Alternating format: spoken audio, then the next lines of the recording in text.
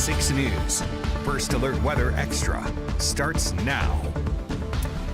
Welcome into First Alert Weather Extra. Chief Meteorologist Wes Wyatt. An active start to the day. We got some of those storms before lunchtime, and they really packed a punch over far western parts of the state. Had some flooding happening there. Let me take you to our weather headlines. What happened? We got the rain earlier, kind of cool things off just enough to where we didn't see quite as many storms for this afternoon and evening, but there are a couple of pop-ups I'll show you out there. Scattered storms will come back tomorrow. This pattern's not going away just yet, so plan on another active setup next couple of days, and the main concern will continue to be localized flooding. That was a threat that we had, and we talked about that earlier in the week. These slow-moving storms. Look at this. Rain totals across West Alabama. Yeah, this is record territory right here. Over 7 inches of rain.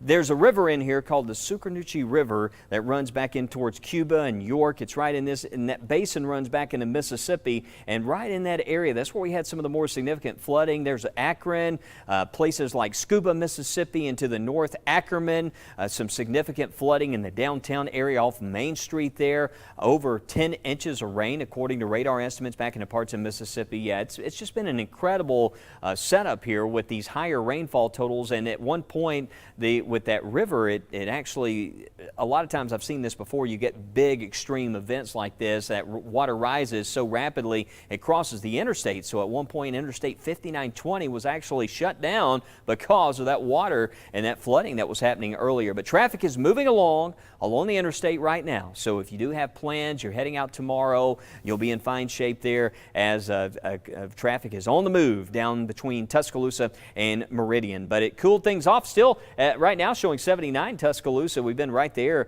for past few hours. 83 Birmingham to the east. Notice current temperature showing 87 Center, 84 Anniston, Gadsden, 82 Pell City, 85 for us here in Aniana. These warmer, more steamy locations back in across East Alabama. That's where we still could see some pop-ups. See right there, some development over Cleveland County. That's what we got to watch out for here in the short term. Had a couple of showers south of Maplesville. Those have fallen apart, but you can see this development that's been, it started out around White Plains and then building back in towards places like Coldwater area and Fruithurst over into Cleveland County. If you're around Anniston, Oxford, Blue Mountain, you look back to the east, you see some of those tall cumulus towers. Should make for an interesting view here going into this evening, but those are all pulling away, moving in towards parts of Georgia. So tonight, rain chances, well, dropping off. You can see there later on tonight, we'll see those rain chances. It shows 20% at 3 a.m. I'm going to change that to 0%. By midnight tonight, it's a 0, but to the far east, if we see anything here over the next couple of hours, that's where it would be. Temperature-wise, you can see by 11 o'clock down to around 77. But we're going to see more storms tomorrow. I'll be back to show you when. We'll have the full 7-day forecast.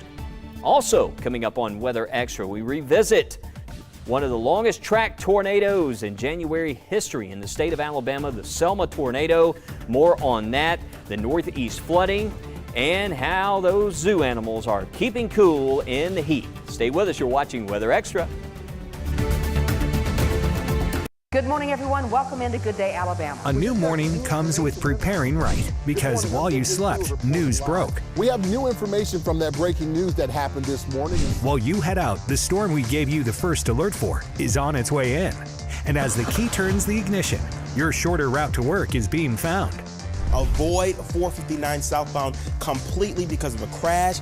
A new morning means everything you need for a good day is on Good Day, Alabama, always on your side.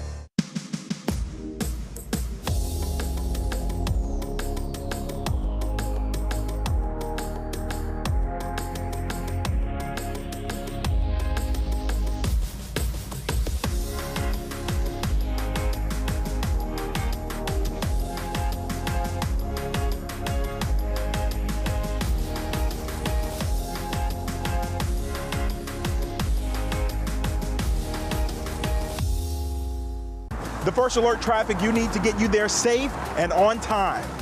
Tomorrow morning, everything you need for a good day is on Good Day, Alabama. You're late, out the door, and on the go. Don't worry. Good Day, Alabama continues all morning long. And wherever you watch, this is what you need to know right now.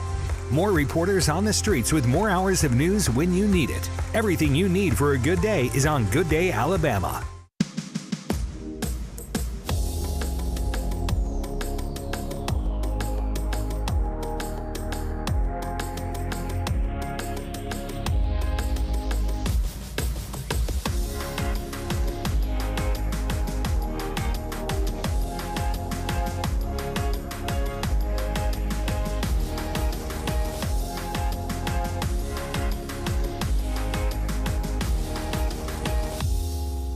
Knowing first is everything.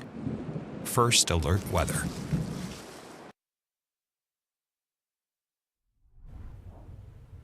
Welcome back to First Alert Weather Extra. I'm meteorologist Lauren Linehan. New tonight, a South Alabama teen recovering after being struck by lightning. Michelle Bossard, a lifeguard, was working in Gulf Shores. After a lightning warning closed the area, she held the door open for her co-workers to come inside, but the metal door quickly became a powerful conductor.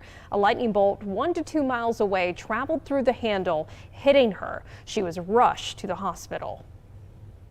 My chest hurt, my head was like throbbing, and I was having like really bad body aches. I was also super dizzy. If like the world was spinning, and then it kind of felt like everything was going slower than me. I could feel my body, but it was like it didn't feel like my body was actually there. Well, since then, she's been released and is now recovering at home. She has some advice as well. Don't think this couldn't happen to you. Well, breaking right now on Weather Extra, new video and pictures tonight from Sumter County showing the flooding on I-2059 in the town of York. Viewer Christopher R. Vaughn sent us these images from this morning. York Mayor Willie Lake says to him it sounded like bombs had gone off when the heavy rains came around 4 this morning. The mayor says the storm system caught everyone by surprise. The mayor and first responders dealt with a multitude of calls ranging from home and car rescues to flooded streets. One resident was among those rescued from the dip under the overpass. I was super scared because I never experienced nothing like that. Like, I've never been in an accident, none of that. So for that to happen to me, it scared me, it shocked me. And I don't wish it on nobody. Like, it's a scary sight to see.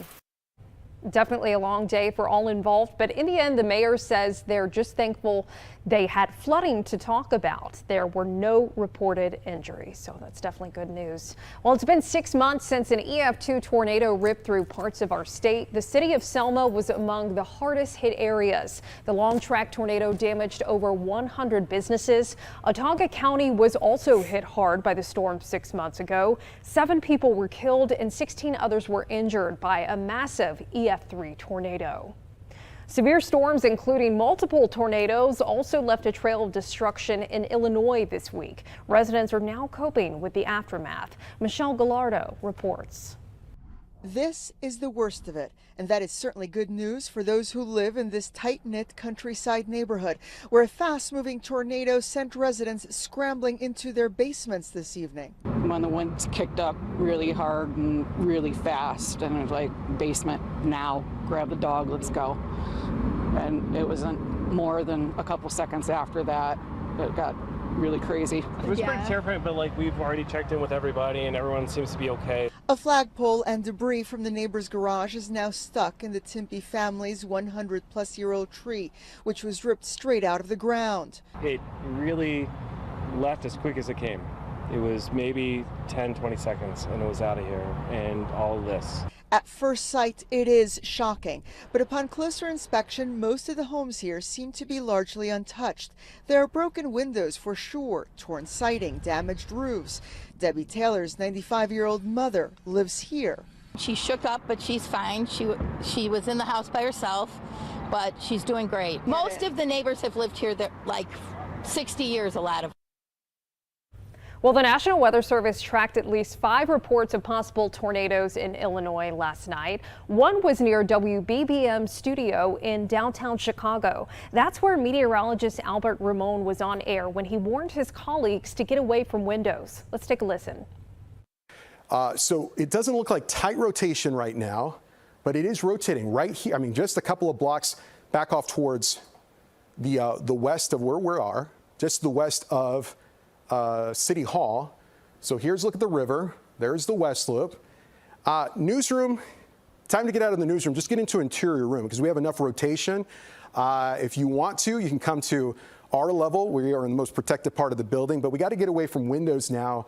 Newsroom, control room, you should be in good shape, but we have enough rotation that the Weather Service is also watching with us just a few blocks back off towards the west that we probably need to get out of. We've got to practice what we preach. So if you are in the loop, if you are in downtown, that's our live picture just outside of CBS 2, overlooking Daly Plaza. You got to get in that safe spot. We are under a tornado warning. Any of these thunderstorms that are popping up, they're rotating quickly, and we got to practice what we preach. Definitely practice what you preach, and we do that here every single day at WBRC. But meanwhile, historic flooding in the Northeast has gotten so dangerous that boats that have become undocked from their marinas. We traveled to Connecticut for more. It's one of nature's things that we do around here. Floodwaters haven't receded along the Connecticut River just yet. Roads are still closed, farmlands are submerged, and in Middletown, the Connecticut River still hasn't crested. This flooding is familiar to some. Greg Tousignan remembers when he was a kid, working in Harbor Park and had to fight off similar flooding. We were all humping to get the sandbagging out here and stuff to save the weekend, and so just one of those memories. Now he just watches the river rise and worries about any boaters that may still test the waters. When the waters come up, they pick up the stuff that's outlying, and then it gets in the water, and if you don't see it coming, it can do some serious damage. Outlying objects like this boat dock, with the boats still attached, broke free, despite owners' best efforts to try and save them. The rushing water snapped the piling at the TPG Marina in Glastonbury, which used to be Seaboard Marina. Eyewitnesses followed the structure from Glastonbury to Middletown and down the CT River as it continued towards Haddam. Connecticut River is known for being a fast and swift river, so it's always challenging to begin with. In spite of the river, Dennis Hancock says his Bird-On Marina in Portland came out unscathed. He says they shut down recreational use as a precaution, but are far enough downstream to miss the more intense tides. And although we may be on the back end of flooding, he still cautions safety to everybody, both in the water and on land. The force of the water can move. I would just caution everyone again, even on the roadways, 3 inches of water on the roadway can move your vehicle. So whether you're in the water or on the side, just exercise caution. And when the mercury rises in California, RVers head to the coast. The ocean air and marine layer provide a pleasant alternative to the stifling heat elsewhere in the state. And the facilities make it more like glamping instead of roughing it on the road. Tracy Lear paid some cool-seeking vacationers a visit. When the marine layer hugs the coast, it usually means temperatures are soaring inland. That's when RVs appear to be parked as far as the eye can see along the Rincon Parkway. That's between Korea Beach Park and Hobson Park on the Old Coast Highway, south of Carpinteria. Yeah, we escaped the 1200-degree Santa Clarita to come out here to the beautiful beach. Nice forecast, nice and cool. Of course, she's exaggerating, but most of the RVers say they feel lucky to be here when it's 100 plus at home. Oh, well, we just got lucky. We check periodically to see, if there's a spot open, and there was, and it was a heat wave in Sacramento. So we just said, yeah, we're coming. We got 2 nights. A lot of people bring their dogs. It's more like glamping in the parks where RVs can hook up and where there are bathrooms, showers, and a snack shop that happens to be closed on Tuesdays. But it's a beautiful spot down here. It is about 70 degrees, and it's about 100 inland where we live, so. It's comforting to know Fire Station 25 is less than a mile away if anyone needs help. This wasn't a heat-related call, but an injury paramedics took care of. Families who want to go are encouraged to go online or download a mobile app to book a reservation in advance. There are a number of Ventura County RV camps that offer spaces and facilities to vacationers. Sounds fun, Lauren. Yeah, Tania, especially the thought of glamping. I think I recall Sarah said she would be totally game to go glamping, so we need to check if she wants to take a road trip to California. Well, speaking of the ocean, the deep blue sea believe it or not, may not be so blue anymore. A new study shows that 56% of the world's oceans have changed color in the last 20 years. In particular, waters in the tropics close to the equator are now greener. The report in the journal Nature Wednesday says human-induced climate change could likely be responsible. The authors say the alteration is beyond what natural variability could explain. Teams from the National Oceanography Center in the UK and MIT are behind the new study. Their findings are based on analysis of 2 decades of ocean color data. And you can see that right there. Pretty interesting. Well, a dinosaur bone found about 3 months ago in Maryland is from a giant creature that lived 50 million years before the T-Rex. Hard to believe. It's a 3-foot long leg bone from an Acrocanthosaurus. Easy. Say that 5 times fast. Honestly, that's a little easier to pronounce than some of the Iceland volcanoes. A 38-foot long carnivore. That's according to the Prince George's County paleontologists. Because fossils of other dinosaur species have been found at the site, it's now classified as a bone bed. Interesting term there. That's an exciting discovery for paleontologists because bone beds can provide a wealth of information about the animals and their environment. The bones were found at Dinosaur Park, where miners first discovered fossils in the 1800s. Very cool information there. Well, coming up next on First Alert Weather Extra, we check back in with Chief Meteorologist Wes Wyatt for a look at the 7-day forecast and the possibility of storms as we head towards the weekend. And I'll take you beyond the 7-day. We'll be right back.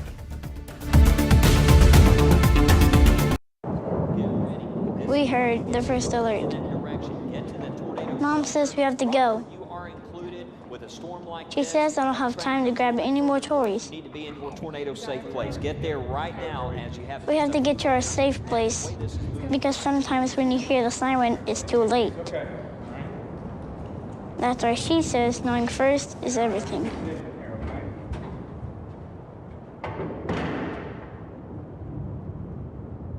We know weather can be grab the umbrella or jogging shoes, but it's so much more. It's a science, an art, led by knowledge and experience. And no one has more of that than a WBRC First Alert weather team. Warning you first with more hours committed to you. And the first forecast built to see weeks, days, and even minutes ahead, right down to where you live. From the team you trust on your favorite screen.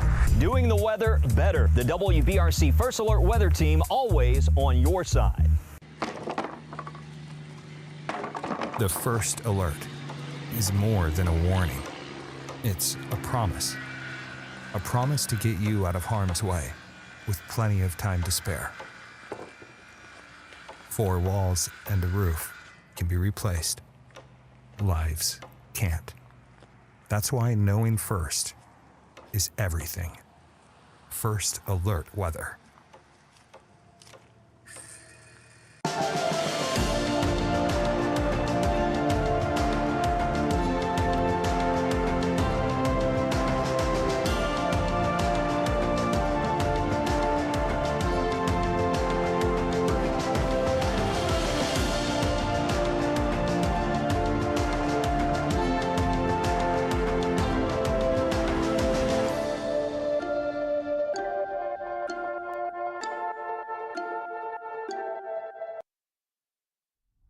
Welcome back to Weather Extra. Most areas will stay dry through this evening. You can see by 10 o'clock we're in the 70s out there tonight. Overnight lows around 70. Model data today, unlike yesterday, it was showing us possibility of some storms starting early for today. Tomorrow, not seeing that. We're seeing a calmer start to the day. It looks as though storms, though, will return most likely tomorrow. Data really favoring the afternoon. But check in with us tonight on the news at 9, 9:30, and 10. I want to make sure you're most informed as we continue to gather new data. We bring you the absolute latest so you can plan ahead here. But it looks like tomorrow afternoon, evenings when we need to keep an eye to the sky. Saturday, however, 6 a.m. See this? Could be a little bit of wet weather out there. Now, Saturday's a day you're thinking, hey, can I go to the pool? It's going to be warm enough. The temperatures next couple of days, we will reach upper 80s, close to 90, heat index near 100. So it is still going to be hot and steamy. Next couple of days, we're going to have a chance to really heat up out there. So plan for that. But Saturday, as we do start to warm into the 80s, notice some pop-ups could happen. So be on the lookout for scattered storms. You can see as we look at just the coverage potential here, you can see Friday Friday, yeah, chances look good there coverage-wise, and a pretty widespread coverage on Saturday, widespread on Sunday, mostly afternoon Sunday, Friday, and Sunday. Saturday, can't rule out some morning development. Monday, Tuesday, Wednesday, trending drier. So in that forecast going into next week, we have backed off on rain chances. Looks as though the conditions aloft a little bit warmer, so we won't see quite as many pop-up thunderstorms. We start to get a little bit of subsidence going on in the atmosphere, so the temperatures start to crank up. 97 around Wednesday, Thursday 98 degrees. The heat index near 100, and probably with 97, 98, we're going above 100 next week, so the hotter conditions, those upper 90s possible. We'll continue to fine-tune the forecast, though. It's not totally 100% set on upper 90s, as with some global data showing a little bit more rain, which would help out with those hotter conditions. So we'll be watching out for those rain chances into next week. But looking at the long range, meteorologist Lauren Linehan here, and Lauren, you are really working on that afternoon forecast package looking ahead to next week. But we do have some of the global data which is suggesting another wave of hotter weather. That's why we went a little bit higher with those temperatures. Oh yeah, Wes, you were hinting at it. Seeing the heat possibly cranking up next week, and I've got the wrong remote, so I'm just gonna scoot buggy over here to get it, and we'll be right back. There we are.